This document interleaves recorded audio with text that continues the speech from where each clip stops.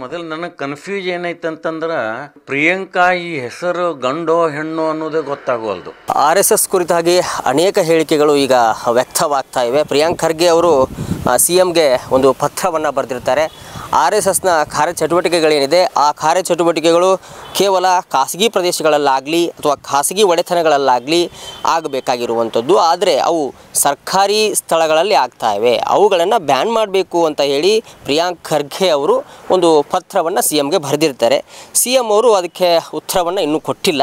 ಆದರೆ ಈ ವಿಷಯವಾಗಿ ಅನೇಕ BJP ನಾಯಕರು ತಿರುಗೇಟನ್ನು ಕೊಟ್ಟಿದ್ದಾರೆ.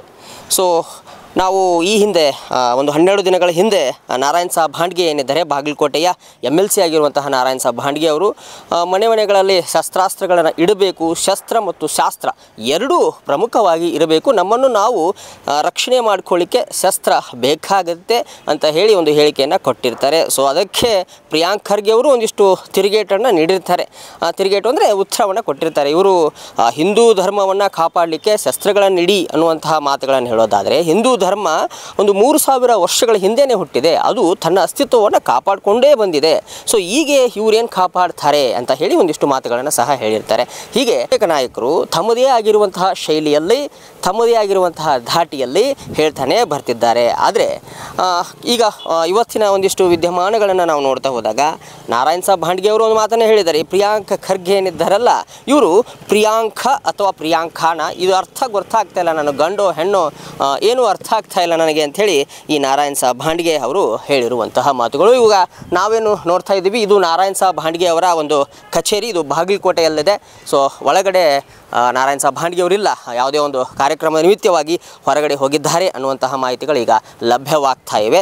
ಯಾಕೆಂತಂದರೆ ಅನೇಕ ಸಾರಿ ನಾವು ನಾರಾಯಣ್ ಸಾಬ್ ಭಾಂಡ್ಗೆ ಅವರನ್ನು ಮೀಟ್ ಮಾಡಬೇಕು, ಅವರಿಂದ ಒಂದಿಷ್ಟು ಮಾಹಿತಿಗಳನ್ನು ತಿಳ್ಕೋಬೇಕು. ಯಾಕೆಂದರೆ ನಾರಾಯಣ್ ಸಾಬ್ ಭಾಂಡ್ಗೆ ಅಂದರೆ ಬಾಗಲಕೋಟೆಯಲ್ಲಿ ಒಂದು ವಿಚಾರವಂತರು, ಅವರು ಒಂದು ವೈಚಾರಿಕತೆಯ ಹಿನ್ನೆಲೆಯಲ್ಲಿ ಬೆಳೆದು ಬಂದಂಥವರು ನಾರಾಯಣ್ ಸಾಬ್ ಭಾಂಡ್ಗೆ ಅವರು. ಸೊ ಹೀಗಾಗಿ ಇವರ ಒಂದಿಷ್ಟು ಮಾತುಗಳನ್ನು, ಇವರ ಒಂದಿಷ್ಟು ಹೇಳಿಕೆಗಳನ್ನು ನಾವು ಪಡೆದುಕೊಳ್ಬೇಕು ಅಂತ ಹೇಳಿ KDTV ಕಡೆಯಿಂದ ಬಂದಿದ್ವಿ. ಆದರೆ ನಾರಾಯಣ್ ಸಾಬ್ ಭಾಂಡ್ಗೆ ಅವರು ನಮಗೆ ಇವತ್ತು ಲಭ್ಯವಾಗಿಲ್ಲ.